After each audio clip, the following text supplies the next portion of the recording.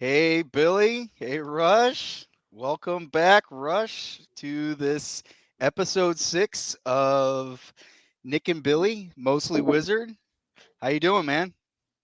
Pretty good, man. I'm glad we got Rush here too. We got a lot to talk about with the Severance finale, the Daredevil Born Again, season 1, I guess, or season 4, however you want to look at it, coming out, and the weird chair con of MCU reveal for the Doomsday cast. So yeah, lots to talk about. What's up, Rush?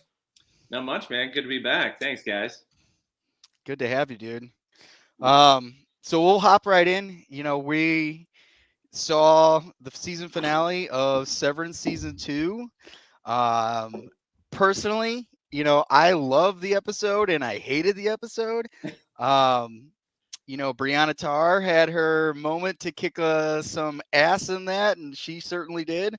Again, what I didn't like about it was I just got all these questions that still didn't get answered. Which, again, if they're going to have a season 3 or a season 4, I guess they can do all that. But overall, though, I mean, it was great. He saved Gemma. He didn't escape with her. Instead, But he did what he promised to do, though. right? And, like I felt differently about it than in the moment. I was upset about it too, but I was like, he did what he said he would do, right? Yeah. Yeah. But I mean, I said I've always thought about this about Mr. Milchick. I mean, that actor guy, I don't know his name, but he's good. I mean, Dude, he's the best. awesome. He's the best part of the show, in my opinion. Like, he steals the show every time he comes on. dude. That marching band scene was so awesome. And listen, So good. You two probably don't realize this, but I don't think it's possible that they didn't coordinate this. That episode aired on the second day of March Madness. Yeah. Okay, which is like on every screen, on everything. They did advertising with it, and that marching scene, I was like, oh my god, because I had the game on like another TV as that was going on. I was like, this is too perfect. Like clearly they were like, we got this. That's a little idea. And the music from the Michael Jordan, the intro from his documentary, The Last Dance.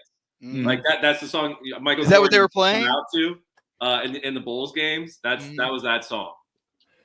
Well, okay. So well, not the band song, but what they're doing the announcement. Oh yeah. No, because the actual song that the band plays is a version of whatever Miss Goebel in season 1 or 2 sings, like some Keir poem or whatever. And like if you listen to that, it like I heard this from New Rock Stars or something, so I'm not uncovering it, but yeah, it is the like da da da da. So it's pretty cool how they do that. But I love that tie-in. Like they are on point with their marketing this season, like doing the like Grand Central Station thing, the little promotional stunt they pulled, and then like timing it like that. I did not pick up on that. Like this is the first time in like a decade that I have not filled out a bracket for March Madness, Rush. So yeah, I'm down a demerit for that. But well, Billy, I filled out one, and of course I had Mizzou going to the national championship. So my bracket was broken on day one. All right, so don't feel bad about it, because as soon as that happened, I was like, I don't even want to watch basketball anymore. But no, I love that like the showrunners and stuff are like timing that in, and like that's really cool timing. I mean, do you think like everybody's in that mood and all that for like? I mean, do you think that's why? I mean, because I thought it was so odd that he pulls in an entire marching band, to celebrate the completion of Cold Harbor. And choreography and right. Well, I mean, Nick, I think they just saw an opportunity. I think like that was 90% of what they were going to do, and they were just like, let's kick this up a notch, make it a little like college, like band, like just to tie it in. Mm-hmm. The Apple is like hitting a home run. Like this show is by far their most watched show, and it's because they keep. Listen, Nick, you said earlier that there was a lot of questions that weren't answered, but like they answered a lot. They did. In my opinion, they just gave some more questions. So I can't remember a finale where throughout the first 45 minutes of it, they must have answered like 10 questions that I had. Are we? So, Are the cameras so down? did you? What did Sorry, you? I'm just. What We're did you playing with think of the Okay. episode? I mean, what was your overall take? Because I liked it, and then like I hated it. But I mean, what was your take? Dude, I loved it. Because in my opinion, I had multiple points in the show where I was like, oh, I don't know if I like this. Oh, I like this. I don't know if I like this. And I like them doing that. Like I like them kind of playing with your emotions a little bit. Yeah. Because so like for example, when they're in the birthing cabin and they're going back and forth, at first I was Oh like, yeah. okay, this is kind of annoying. And like and like Innie Mark is not buying what Outie Mark is selling. And then I was like, oh, maybe he is. And then he's like, screw you at the end. And I was like, okay, I liked how they did that. Like and then that whole scene was genius. And like it got like a little bit repetitive. And just when it started getting repetitive with like having to go outside and like come back in, I feel the same. that's when they started doing the cutting. And it like I was like, oh my God, the scene is so they could good. very easily screw that up. And they did. Yeah. Yeah. It ended up being like a full-fledged conversation with the same person, but like, and that's the other part of that scene in particular, like his reaction or his personality differences, like reacting off of himself. You could totally tell, Innie Mark versus Outie Mark just talking to himself. It was incredible. Yeah. Yeah, and I thought part of that conversation you were going to hear him say like, hey, we are like, I have yet to hear when you're doing an Outie to an Innie conversation, the Outie saying to the Innie, like, we are the same person. You are me. It's just without my memories. I mean, because that's essentially what this is like, what would you be like if you didn't have all of your memories? You would still be you, but just wouldn't have all that nurture that you had, just shaped your personality to what it is now. So it's kind of like, hey, you're talking to your inner child because your inner child is like who you are without all this experience, like shaping, like, how you just make your decisions. So I thought that was kind of a little odd. I thought at one point he would be like, dude, the reintegration thing, we are the same person. You'll still be you because you and I are one, type of a thing. But they didn't, he didn't say that. I mean, I kind of feel like that's something they might bring up in the later episodes or something like that, but I don't know. Nick, I think it's a bit debatable. I think it's like a question that the show brings up, to your point. Like, is it your memories? Is it how you're raised? Or like, is it natural in you? Because when it comes to why am I forgetting her name? The redhead. Ellie. Helly. Her Innie seems to be genuinely a good person that cares about people, and her Outie maybe maybe it's a little it's a little ambiguous. Maybe she's kind of torn down by her dad, but she seems like a pretty bad person. So it could be a kind of a combination of the two. But I think that's like, again, I like this question that the show poses. Well, I mean, and that's kind of what also supports what I was saying. James Egan said to her, Helena, that she was the embodiment of Kier when she was a young child. Yeah. But not as she's older, and now that he sees Helly, who is her, but just without all that experience and memories and stuff like that. And Helly is the embodiment, like he sees Kier in her. Which, I mean, again, it kind of supports what I was saying. She has that drive. Right. That's her. Fire.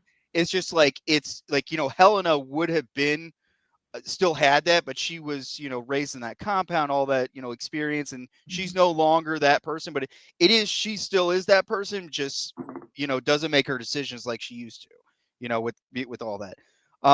Which, I mean, again, it asked that question over and over again, which I thought I was expecting to hear that. And he was going to be like, oh yeah, I'm fully on board with the reintegration thing. But that just wasn't said. And he said like, oh yeah, your memories are going to override my memories because you have a whole lot more than mine. And that's why he was just like, fuck you, type of deal. But again, I can see like a future conversation between the two happening, and he's going to be like, yeah, I understand that, we're one person, and, I'm no longer scared, that type of deal. But yeah, I mean, it was really good, like you said, Bill. I mean, it was a really cool way they did it, and it was a straight up conversation, back and forth type deal, and I did dig that part. Yeah, so yeah, just keep it going. Like we've kind of talked about that scene. We talked about the Brianna of Tarth kind of saving the day. That was awesome. What else happened? The band we've talked about. I hate to skip ahead to the end. That's what stands out the most in my mind, though. Well, I mean, anything besides the ending. Yeah, let's talk about anything before then. The I mean, so what was it? Right after it, I mean, there's just they catch you off guard a lot in this show. And when he's in the elevator and he's like, "I'll kill you," he's like, "I'm about to turn to my Audi," and you're like, "Oh, this guy's about to kill him." Oh, yeah. And then the change makes him kill it. Like that was awesome. I was like, "Oh, okay, that's incredible." I love that crap, dude. Because 2 minutes before that, you're pretty sure he's gonna be dead. Like this show is the word I keep going back to is original. Like right. I've never seen anything like this show. It keeps you on your toes. And just I think this show wouldn't have been able to be made 10, 15 years ago because they're like, well, they're not planning out 5 to 10 seasons, right? It's like, hey, we made you 4, we made you 5, but let's pack it all in there. Right. Like the only filler episode this season was the stupid one where Cobell goes to wherever the hell she went. I like that episode, man. That's one of my favorite ones. We went on some things, but it was boring for the most part, man. Like I agree. I did not like it. Was that badly. episode. It was badly received. Like a lot of people did not like that. I liked it, but I do want to talk about a bit about just the experiment of Cold Harbor and what it totally meant. Because you see Jamie Egan go into this room. I mean, she's taking apart the crib that Mark had made for their baby they were going to have. So that was like a core memory that is something that meant something to her and Mark. And being ordered to, like, okay, so you've got this 25th personality, consciousness, whatever, severed person that they have for Gemma now entering this room. And I guess the whole experiment is to basically stop her internal feelings for this from bubbling up, because he says, hey, the barrier is holding as she's taking it apart, like she feels nothing. And then when Mark comes in there, that severed personality of Gemma does not know Mark, and yet she trusts him. He's covered in blood, and the doctor's like, don't listen to this guy, he's dangerous type of deal. And he pulls out his hand, and she takes his hand, and that's when Jamie Egan was just like, fuck, because he, the whole thing was to just basically make sure that emotions, to make sure, I think the whole thing is that they're trying to stop any sort of pain that you may have had, so you never experience pain. So that like a severed person is the one that experienced pain and you are not, or something like that. So I mean, I think it has a lot to do with pain. I think like you're hitting the nail on the head there. That I think what they're trying to get to is, instead of having to make you a severed person, they can just take those memories from you. So they can just erase that. That's what. But I mean, that's part of it. I think the obvious thing that maybe this is just like an ominous kind of generalization, that they just want to control people, that they want to control how they think or what they do. But I think that's quite a selling point, right? To be like, you do not have to, this pain, you want it gone, it's gone, and it'll never have to bother you again. That's a trigger for the most painful thing in her life. Like, as you said, the barrier is holding.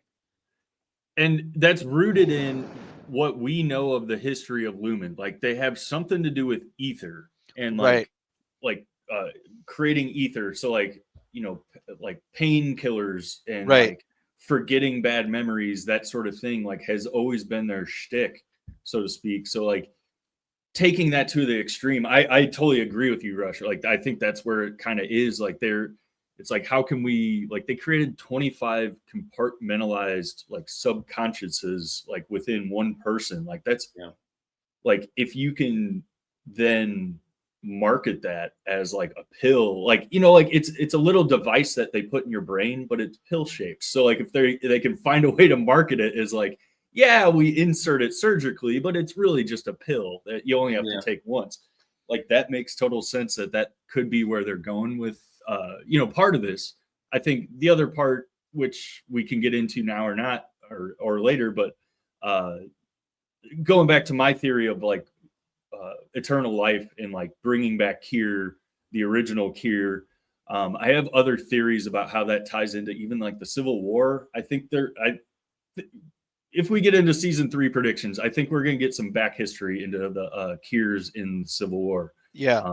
I have some ideas there because it's just to go there now. You have America literally split, you know, Civil War style. So like, and we have allusions to that throughout the show with like the painting on the wall and, you know, the time, the era and all that. So like that split in half is reminiscent of Severance, is it not? So like if you have like this family, that's a good point. I haven't really thought about that before.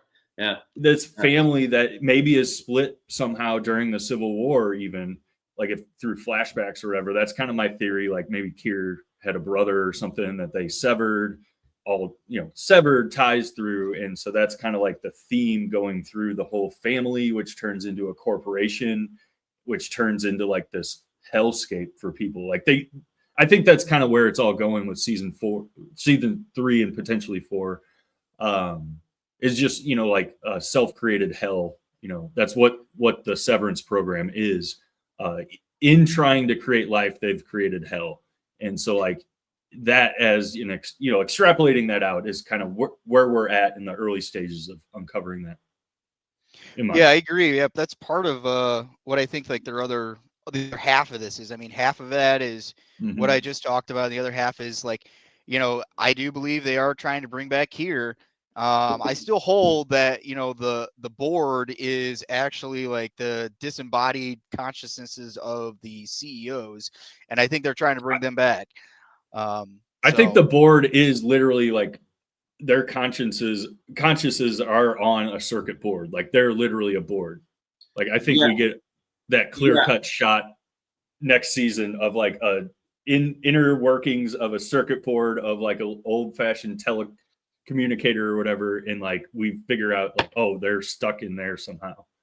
Yeah, I think for sure they're not a group of regular people. I think we can almost rule that out. I don't see that happening, especially with the theme of the show and where everything's going. Mm-hmm. So let's just talk quickly on. So Mark and Helly were running away to somewhere. Maybe they have a plan, maybe not. They don't have a plan. I thought there were some obvious comparisons to The Graduate here. You guys ever seen the movie The Graduate? Mm-hmm. I saw someone bring that up, and I love that movie, and I've seen that movie a few times, and I was like, that they must have been thinking that, like with the music and everything. It was like you made this bold choice, you know, and now they don't know what the hell it's going to do. I mean, essentially, he could be running to his death, which I don't think he cares about. Which, yeah, that's the other kind of bring up the term illusions again. I think it alluded to like a few other things from like films of the old, like Butch Cassidy and Sundance Kid. Yeah. That freeze frame. That was one of the first things that I thought of. Yeah. I honestly thought of Graduate. That's one of my top 10 movies of all time. So like that came to mind. But like the I'm blanking on what I just said. The other Butch Cassidy and Sundance Kid. They're hunkered down into this blown out cabin. They got the bad guys on the outside, and they decide, you know, we're just going to go out guns blazing, last hurrah. And then they freeze frame on them coming out guns blazing. So that, like, to me, is them just running back in without a plan. They're just going back in out of pure human emotion. Like, that's what that whole scene was to me, is like the human heart winning over the human mind. You know, like your mind is telling you, you know, like this person told you just a few minutes ago, like, I am your wife, and like we have this connection, and like let's get out of here. I was telling you, another version of me was telling you, but the heart wins. You know, that's the whole thing. So. But one thing I love about that scene is it's the direct uniqueness of the show. you're upset that he's not going out there, and you're thinking, why isn't he doing that? He's not him. He's not That's Mark. not him. He's Mark 2. He is not Mark 1. So Right. so like, but you can't help it. You can't help but be like, oh my God, he's so close to her. He's not. He's actually pretty damn far away from her if you really think about it, right? Yeah. So and he, he is stopping himself from essentially going to his death right then, because he might never exist again after that moment. Yeah. That's a really tough decision for him. It is. You're not thinking that. I mean, you're really not thinking that. You're thinking, oh, he's sacrificing himself. He might just be thinking, I'm going to live for 15 minutes longer. Like That's worth it. Sense of what he's doing. So do you get, because this is what I kind of thought is that I think they're running back to probably where Dylan and the marching band is, because where they left that off was that the marching band and Dylan and Helly pretty much were like, dude, we have you outnumbered, Mr. Milchek. We own this floor now. It's kind of like to me, I think they took over. And what I think they're going to start like episode 1 of season 3 is that, they're back. It's the marching band, Dylan, and then Helly and Mark show up, and they're like talking to Mr. Milchek. They're like, dude, we're doing what we're going to do here. And I think they're going to go around to the other departments and kind of liberate them. I think we're going to see like kind of a possible revolution type deal, but I'm sure it's going to like something's going to happen where, it gets back under control or something. I don't know, but that's kind of what I feel like. That makes me think of another question. Where the hell did John Turturro go? Where did Christopher Walken take him? Well, what was going on there? I mean, like, I don't know what's going on with that too. That again, like you said, a lot of questions got proposed here, where it's like I don't know where that's going. I think he's coming back. I think that this is where. Well, Christopher Walken's character said this. I used to drive people somewhere, and it made it seem like it was not going to a good place. Yeah, I felt like he was just leaving Corleone style, like take him to the sticks. Yeah, exactly. Like, I'm taking you to the train station. If you ever watch, don't forget the cannolis. Yeah. Watch the kids. Don't forget the cannolis. Yeah, exactly. But I mean, I could definitely see John Turturro coming back in some sort of raid fashion where he's like breaks in. I don't know. That's my thing. Is like that's the only way I could see him coming back is like the world outside, the inside Lumen world of the innies, we know is controlled. And then the outside world of Cold Harbor, the town surrounding where Lumen is, that's fake. I'm not convinced that that's the real world. Like on the postage stamp, it doesn't even have like a real state ID. And so like, that train is taking him somewhere out of this like either simulation or like Truman Show bubble world. Like there has to be, in my mind, there has to be another element to this. And so like that's my whole theory about the train thing is like he's gonna figure out like the real world, like Westworld, and then come back in and try to break them and stuff. What do you guys think of that? I hadn't thought about that, but I agree with you. I agree with you on the kind of the bubble aspect because the episode, what was it, episode 3, where they do the on-site training, and they're camping and stuff.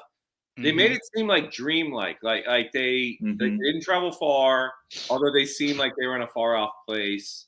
Like I do not think they're in a real world situation. Like whether it's a bubble or whether it's a simulation or whatever, I don't think they're in like Nova Scotia or something like that. Like I don't think that. Yeah, I think this is just an area that was bought out by the company and is completely controlled by the company. Technology is controlled like in there. That's why you see all these different cars that are not quite they're up to like maybe like 2000, the 90s type cars. You see older technology there, but then you also see phones that are modern day phones there. So, but you see pay phones there. I mean, like when was the last time you saw a pay phone? Right. So I think it's like kind of just an area that they bought out a whole bunch of land, made this town, or I guess you could call it like I don't even know what you call it, but territory. And they just kind of control what comes in and goes out, or what that sort Maybe of thing. they're in Greenland. Yeah, they could be. Maybe. But I mean, like they use the U.S. dollars. They don't. You don't see like any kind of food production going on there, so they have to be importing their food. Right. I didn't see any They're not- cattle or anything like that. They're not. They live on goats. They could live on like goat milk and goat meat. It could be all like that was a letdown. Reflavored. Yeah, you say you don't see food production, but that building's pretty big, and they're not using Yeah. very much of it. I mean, I don't know. I don't know. I mean, you could be right, but I don't know. I was about to say, you brought up the goats. That was a letdown. I thought there was going to be a little bit more to the goats instead of. What do you think? Let's talk about that real quick. What do you think of the sacrifice of the goats? I think thought it's just a I thought it weird was tie kinda- into a Kier legend. I mean, I thought it was just plays into the cult aspect of it. But I thought it was kind of unnecessary, and I mean, like the way it was built up before in the past episodes is being with like 50 people taking care of like a bunch of goats. Like, right. A lot for very little. Right. I mean, because apparently they sacrifice a goat every time they try and do something or something like that, and it's just like, okay. I mean, I just thought there was a little bit more to it. I think there's something. They got more people working in that section than like all the other departments combined. Right. It doesn't make any sense at all. Yeah. Yeah, there's got to be something else to it. I think we're going to get more reveals with that. Hopefully, I do feel like there are certain things in this show that are going to be left just for like shits and giggles, kind of, Yeah. But hopefully that's explained, because that's to me a big one. So I mean, like they kind of got rid of I mean, if you want to call him a big bad, Mr. Drummer, I mean, he's dead now. I mean, all you got is Mr. Milchick and Jay Egan now. There's nobody really else that's like, because like it's okay. You kind of it's made to seem that like, hey, they're everywhere. They have eyes everywhere, but they don't. I mean, like there could possibly be like very few people running this company. Like it could have been like Mr. Drummer, Jay Egan, and Mr. Milchick, and that's it. And right now we haven't been introduced to anybody else. So I don't know where they're going to take that portion of this, but I mean, I'm interested to see and kind of wondering. So yeah, that surprised me a little bit. I've been thinking throughout the show that they have to have a way to surveil everybody, right? Whether you think they would, or any of those things. Hey, Truman. If it's like you would think with their technology and all they have invested in these people, because originally they make you think that Miss Scobell is part of it, like part of a surveillance thing. But it becomes obvious really in the last few episodes that that you're right. There's only a few people that are kind of running things or that are plugged in, and they can't see everything. Which again just kind of it just the show kind of like makes you assume some things and then like breaks your assumptions like throughout it. Like it really keeps you on your toes, man. Like I really like that aspect of the show. You guys want to move on to some Marvel stuff? Sure. Yeah, I think so. Let's do it. All right. So we're on what episode? I think it's 6 episodes now of Daredevil. What are your impressions so far? I mean, I like the old series, and I like the new one. Right now it's a little slow going, but at the same time, and we had some excitement going on, and I'm just pumped for Frank Castle to get in there. I mean, personally, what do you guys think? Yeah, I'm really loving it so far. Like, I'm really liking it so far. I don't mean to be hyperbolous. Yeah, so I love Daredevil. I was born and raised Catholic, so I have that kind of connection with the character. I loved when Ben Affleck's movie came out. That was one of my first like superhero movies I really latched onto. So like the Netflix series I thought was amazing. And I really loved the small tie-ins. I know there was like contractual stuff that they had to do, but like if they just mentioned the Battle of New York, like that was like so cool when they mentioned stuff like that. So this season feels like a continuation of that, a carrying on of that story with that big twist at the beginning of Foggy Nelson dying, which I think is dumb. I think it was a dumb move, but there's a potential to come back in this like weird multiverse saga. But yeah, you had to find a way to shake things up in some way, and I think that's how they shook things up, and I have been liking it since. I think that's where I'm at with the show. So I don't know. What do you think, Rush? Yeah, I mean, I like the Ben Affleck movie too. Actually, Jon Favreau as Foggy was awesome. But the Netflix show was one of my like favorite all time shows. It was awesome in so many ways, and I'm liking the new season. New season, new show, whatever you want to call it. But I'm not liking it as much as the old one, and I want to be specific about that. You know how they did one script.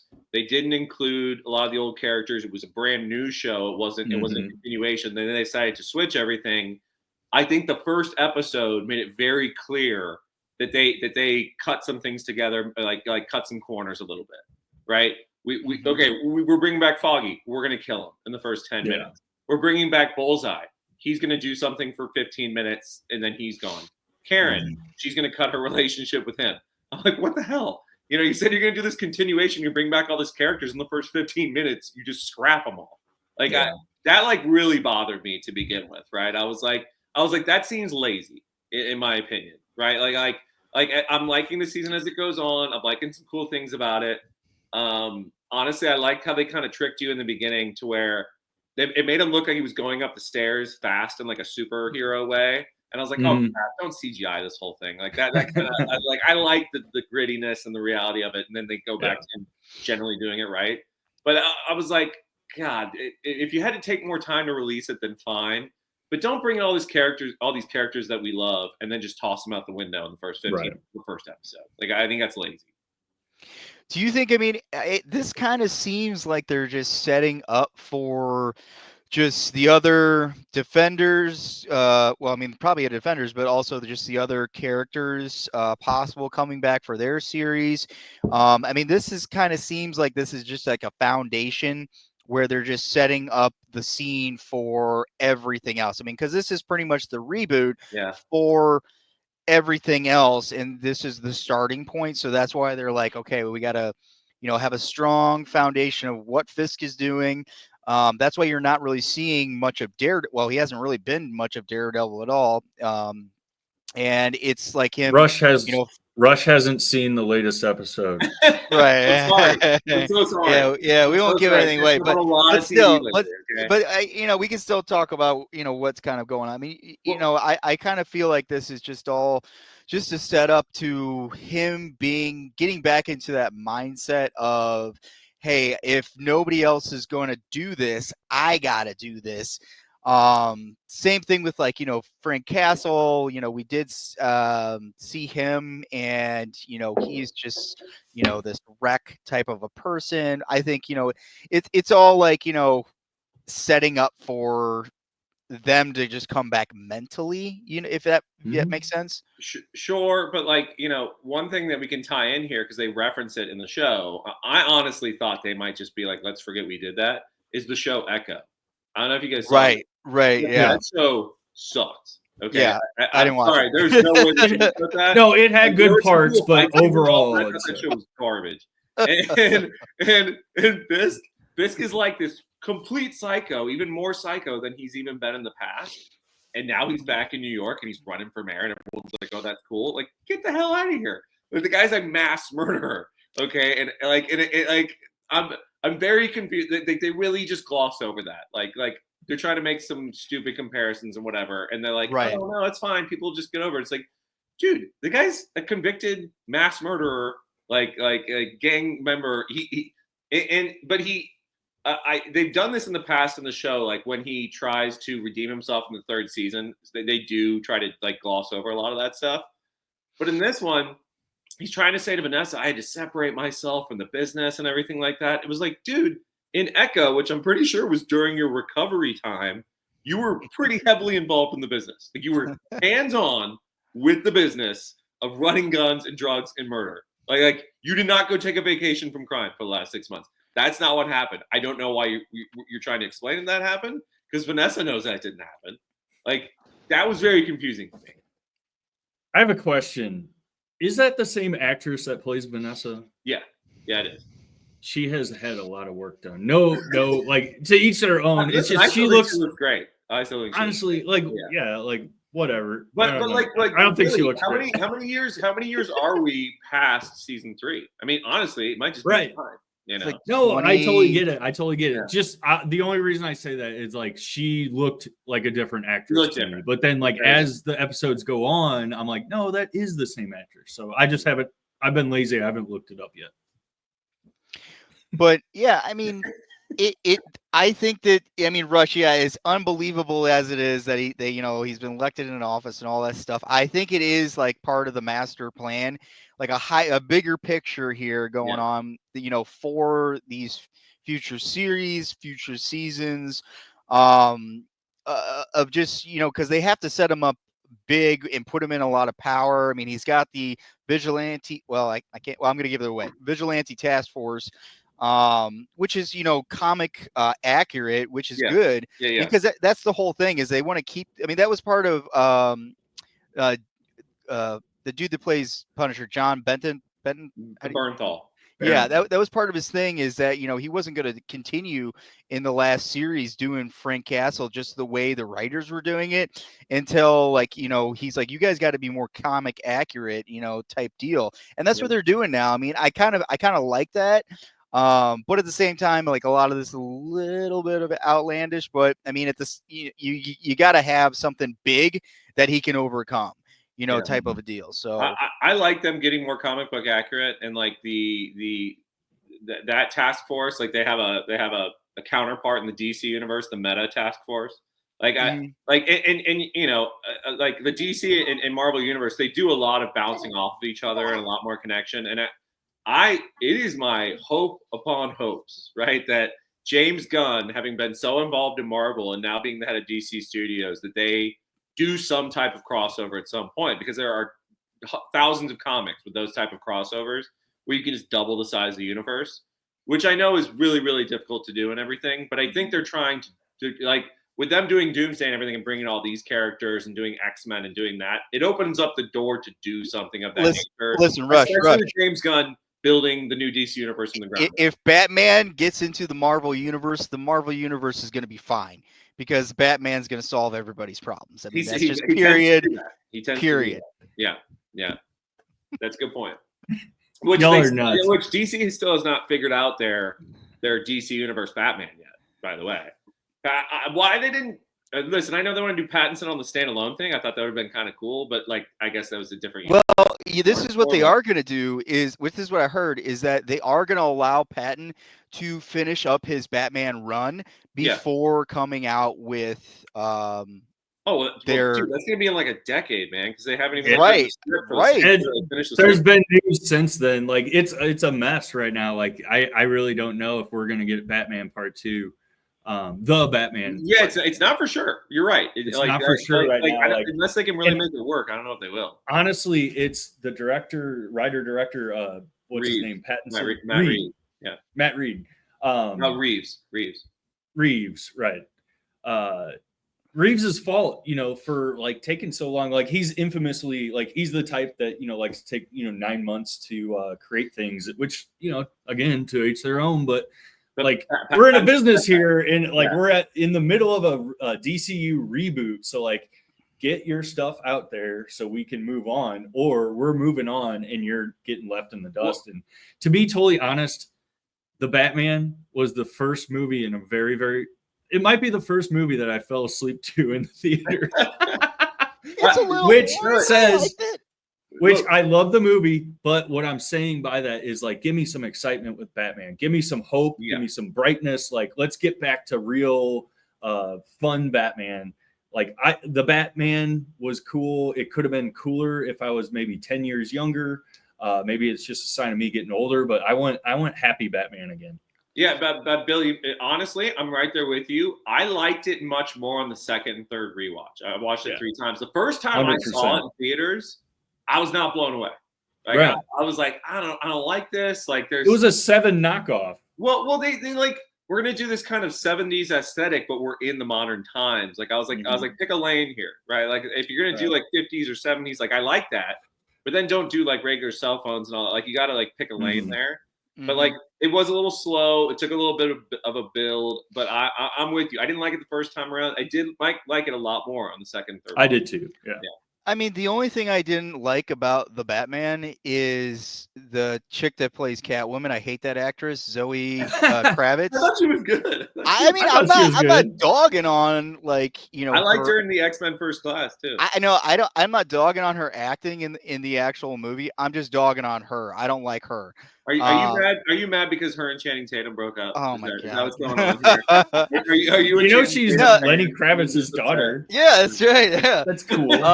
I mean, but I think that it had the tone of, I don't know if you follow what Batman Hush is, but it's pretty much just like a straight up detective type deal, and I personally like that because it's just like, it brings that humanistic portion of it where you're using your mind.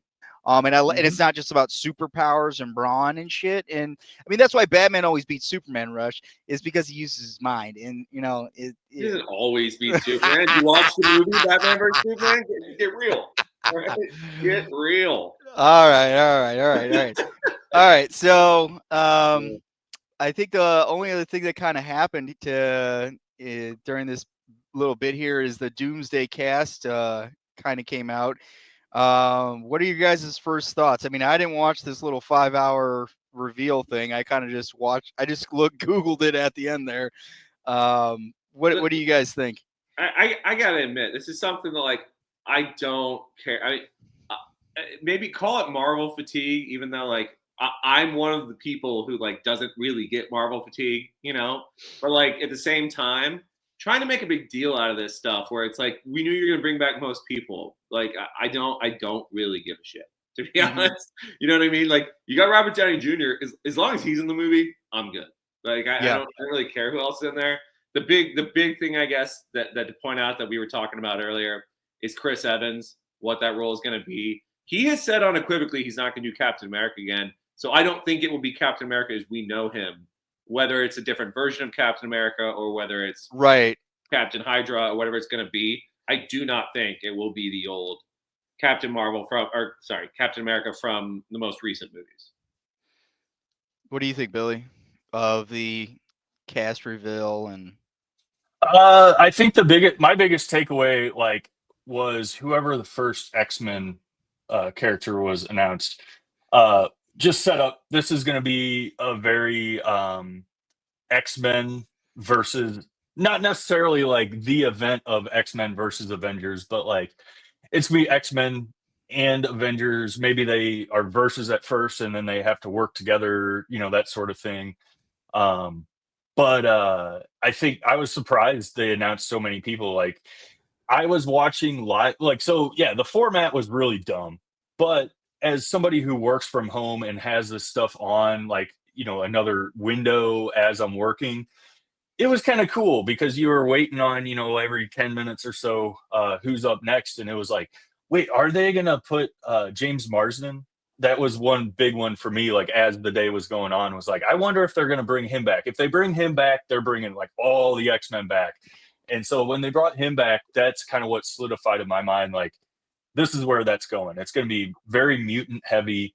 I think, like, just getting into theories, I think that the X-Men universe that we met at the end of the Marvels with the Beast, the Kelsey Grammer's Beast, who I think he was the first X-Men they announced, which that was kind of like, oh, okay.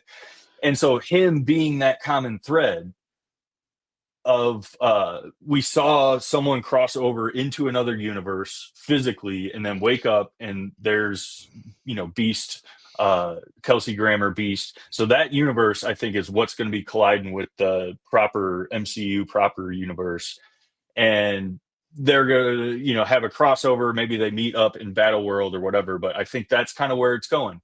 I get that from this cast announcement. It's also going to be Fantastic Four is going to be in there, so I don't know if they're a part of that Kelsey Grammer Beast universe. I wonder if that's the case. That's kind of like the Fantastic Four world is going to be like, oh yeah, we've always lived alongside mutants. And so that's what's colliding now with our Avengers-led MCU, leading to Secret Wars and all that. But yeah, that's kind of my takeaway. Sorry, I went on a little bit of a tangent there. Well, Billy, I think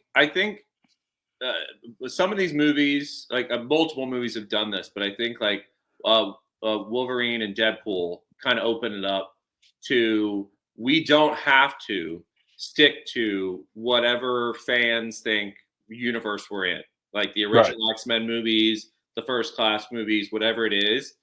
We have all these iterations of each character in each universe. We can just pick and choose. Because I think it gives them the flexibility to be not.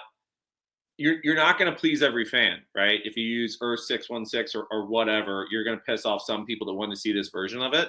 So not only can you pick, one Earth, but you can pick multiple Earths, right? Bring in multiple different versions of the same character, whatever. I think them going towards that is probably a good idea, like for the Doomsday thing, because we're all thinking, okay, this character was announced, it's going to be this version. It might not be. It could be someone completely different, or in Robert Downey Jr.'s case, it'd be a completely different character. So Do you think they're going to have? I mean, this is what I hope, that. Yeah, they could start off with the smart Hulk, but then badass, like dumb Hulk, or whatever you want to call him, is going to show up. The one in there, by the way, which I think is a terrible call. What's that? She-Hulk's going to was announced. Yeah, I know. That was another show that I was like, dude, I'm a She-Hulk defender. I love that show. I think no. Like overall story arc wise, terrible, but like it definitely had some good qualities to it, and she's got to come back as a character. Like you cannot, like I fell in love with Tatiana Maslany, like in that role. Like she nailed that role, and like her crossover with Daredevil I think that was the best part. I just thought the story was complete crap. Like it was crap. Yeah, I didn't watch She-Hulk. It was just really the whole idea, and this is me.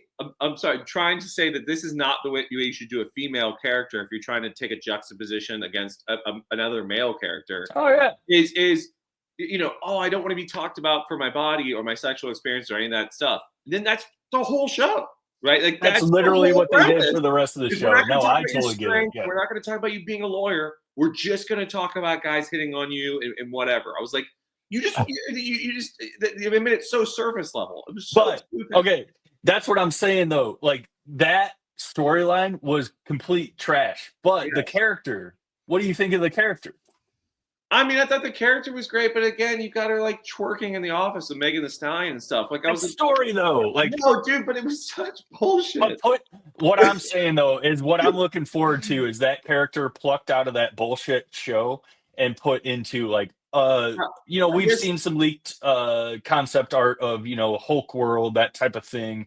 Sure. I guess my other main issue to your point, the reason I didn't necessarily like the character is because there was no build up to the character. Right. It's like the blood gets in her system because they're related. All of a sudden she's a Hulk. Like again, I hate that type of lazy writing.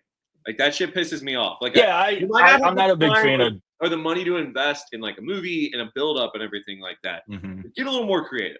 Like seriously, like, and you don't have to.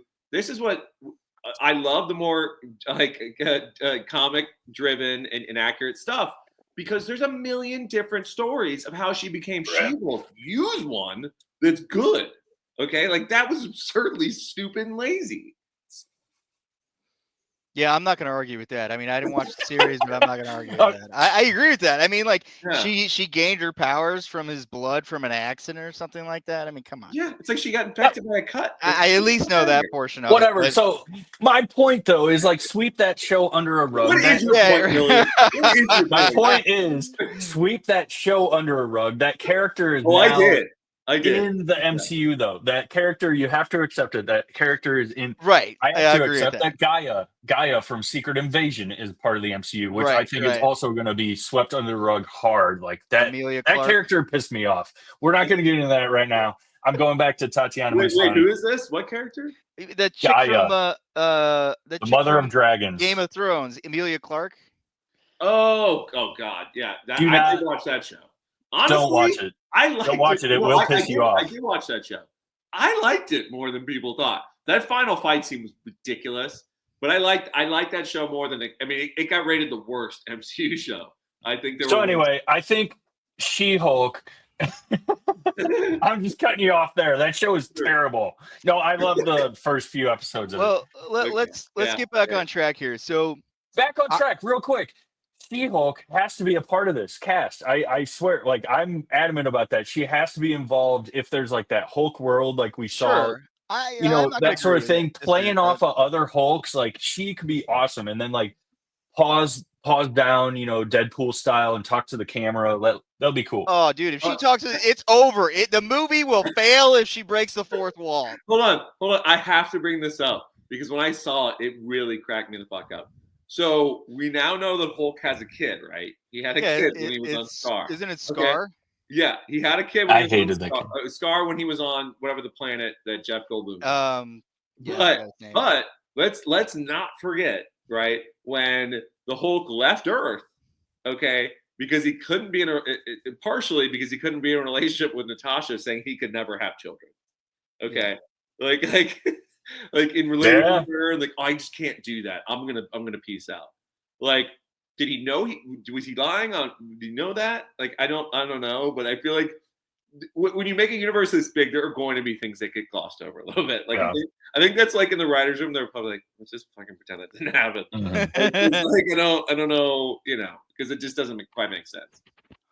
Well, so I do want to just kind of touch on this. What I think they're going to do is they are going to have, if you want to call them evil Avengers, but they're, it's the, like Hulk. They're going to have evil Captain America, maybe evil Hawkeye, evil Black Widow type deal. But they're not really evil. I think it's more like they've been groomed by Doom. And so they're Doom's team. You know what I mean? If that makes sense. And then it's gonna be like they're gonna have like a realization in the movie, and then like that's when they turn on Doom type deal. Sort of like Apocalypse. Kind of, yeah. He starts them off on a path, and they're like, "Well, we're going against our own people here." Right. But one thing I did find interesting that I saw, which I texted you guys earlier about, or no, maybe it was Billy. So Tony Stark was never Tony Stark. He was a Doom variant, and he became Tony Stark. So that's what that's the whole thing that might kind of piss people off. What I heard is that they're going to kind of not retcon, but just put this little bit of information in there that Tony Stark was never a Stark, and he was adopted by the Starks, as a baby, and just never told he was adopted, but he was actually a Doom variant. That wouldn't make much sense because there's just too many similarities between him and Howard. Like I don't physically. I don't think genius. Like there's too many. They're like the same person almost. Yeah. I think the adoption aspect wouldn't work there. However, I've been starting to see the threads and all the stuff of them trying to make a connection there. I like the idea behind it because I think once you set a precedent of, listen, Chris Evans is one that's played multiple different characters, right? And they've made it work. But having like the biggest character ever become the biggest villain ever, you gotta have some way to weave that. You can't just be like, oh no, he's a new character. It makes it hard to believe. So I'd like to see them try and do something. I don't think an adoption piece works, but that doesn't mean, Nick. I think he could still be a variant and be born. From the Starks. Yeah, I see what you're saying. Yeah, I mean, like, because the whole thing is supposed to be like, the one above all, or not the one above all, whatever One Kang's, ring to rule them all. yeah, the one remains, whoever remains, Lord of the like Rings. set this in motion or something like that for the Yeah. main Marvel universe, and that's why he's like a Tony Stark and type shit, and that's why like they're saying is that in this Doom in this Doom Day scenario, it's the opposite, like they're villains type deal, which kind of makes sense. I mean, like if you've ever seen Emperor Doom, like that's kind of what it is like, he goes back in time and he changes shit, and then like all the Avengers are now like, his like buddies and shit.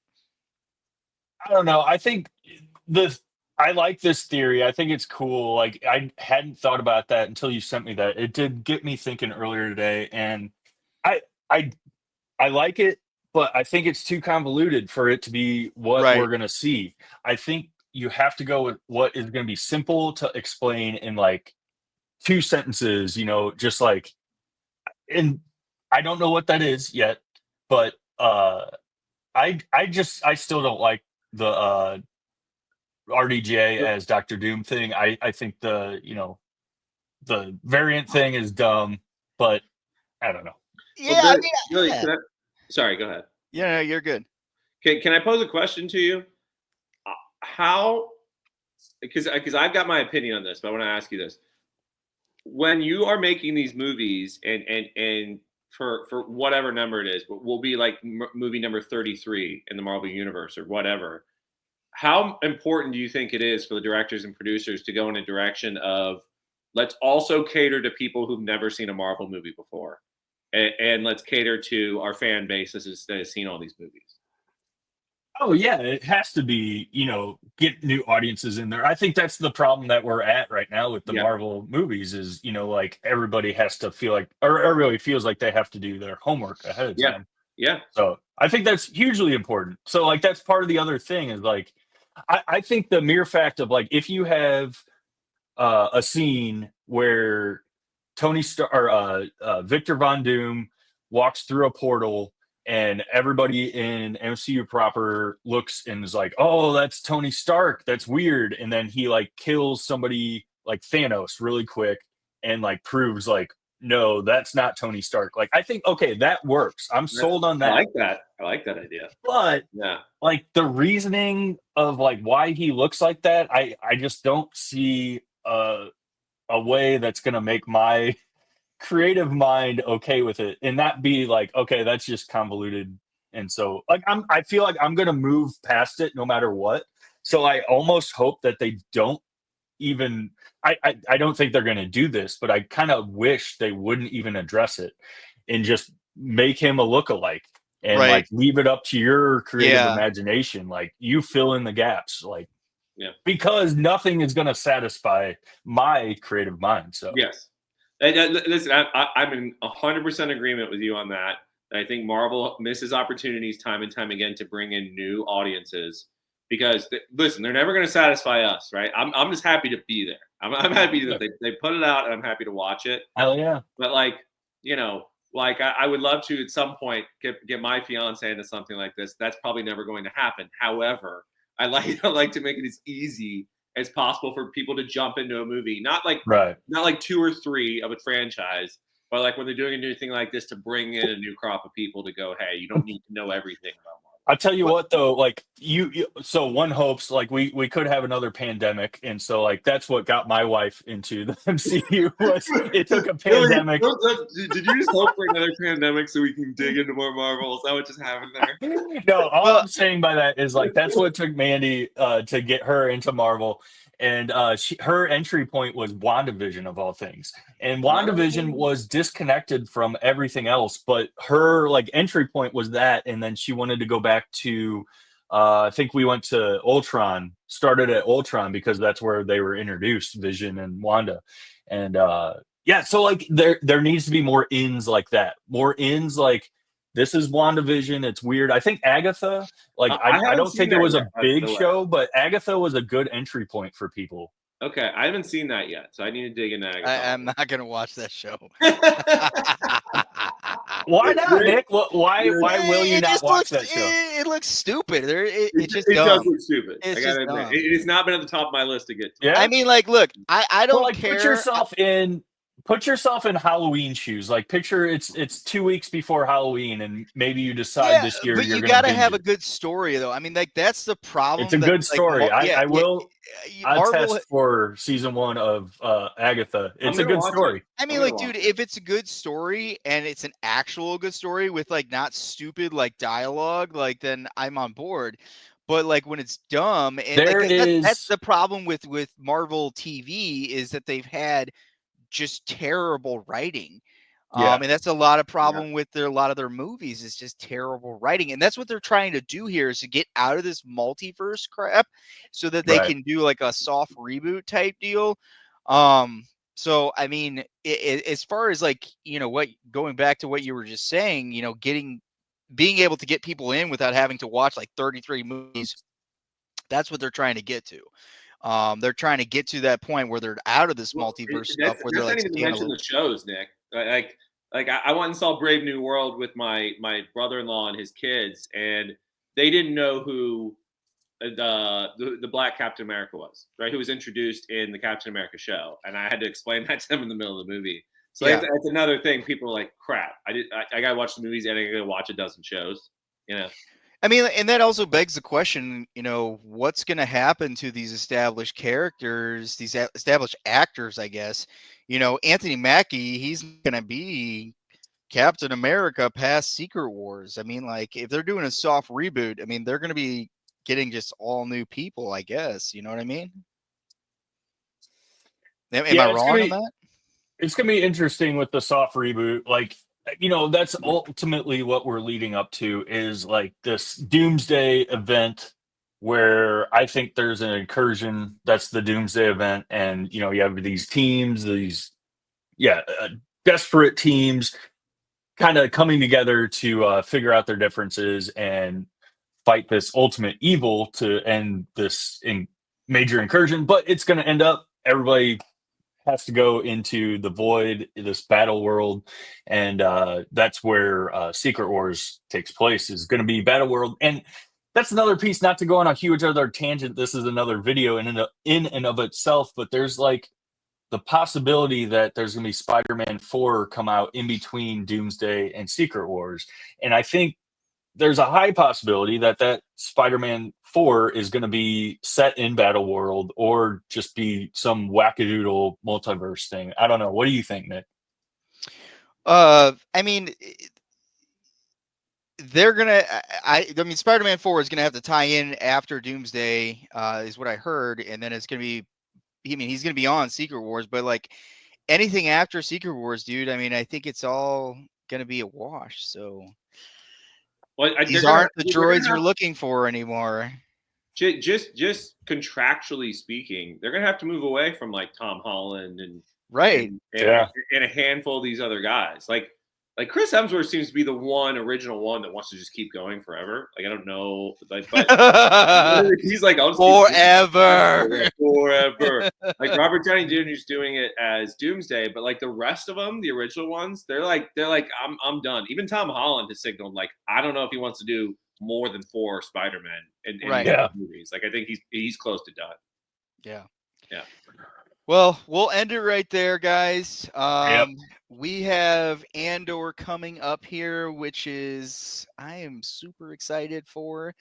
That's the best Star Wars show, maybe the best Star Wars thing ever, in my opinion. That's come out. I love that stuff.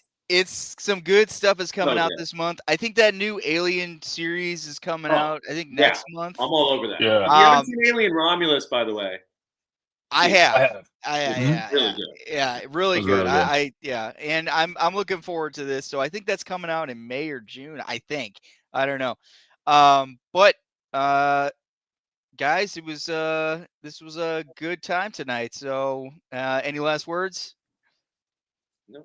Thanks for having me. No, just it's gonna be a long wait for Severance season 3. So hopefully it comes. They sooner said not than nearly later. as long as the last wait. Yeah, hopefully no actor strikes and stuff. Yeah. Rush, we'll have you back here soon, okay, bud? All right. I promise I'll be all caught up on Daredevil and everything. All right. All right. See you guys.